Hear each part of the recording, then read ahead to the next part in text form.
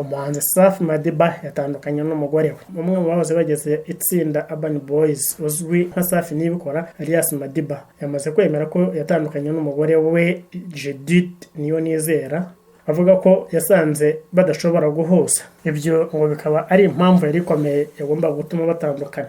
Mu ntangiriro z'uyu mwaka Safi yagiye muri Canada kugira ngo ajye kubana n'umugore we, ariko agezeyo batangira kudahuza ku tuntu twinshi ndetse binatuma Judith afatira pasiporo ya Safi.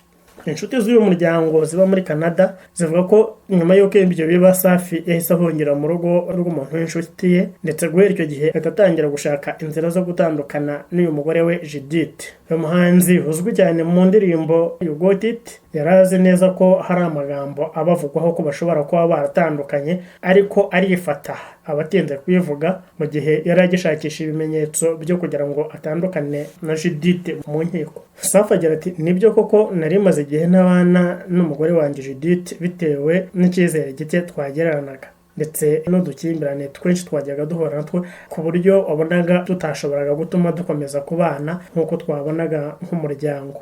Ubu ngubu nshyize imbaraga ku muziki wanjye kandi no mu minsi mike iri imbere ndasohora indi ndirimbo. Safi na Judith bashakanye mu kwa 2017 muri mariage yaratumiyemo abantu bake cyane abo mu miryango yabo n'inshuti za hafi cyane. Bamaze gushakana Judith yahise asubira muri Canada. Guhera icyo gihe abantu batangira gukwiza ibihuha ko bashobora kuba batakibana mu buryo bw'ibanga. Nyuma Judith aza kumenya amakuru ko Safi yaba akigendana na bamwe mu bahoze ari inshuti ze z'abakobwa, harimo ndetse n'uwitwa Parfine bamaranye igihe kirekire mu bihe byiza. Nyamara Judith n'umugabo we Safi bahise bavuga ko ibivugwa atari byo, batangira ndetse kuvuga yuko bazatwara mu nkiko imbuga ndetse na blog zabikwirakwije, naho bavuga ko ari uburyo bwo kubangiriza izina bakoresheje amakuru y'ibihuha. Muri uyu mwaka ugitangira Safi yagiye muri Canada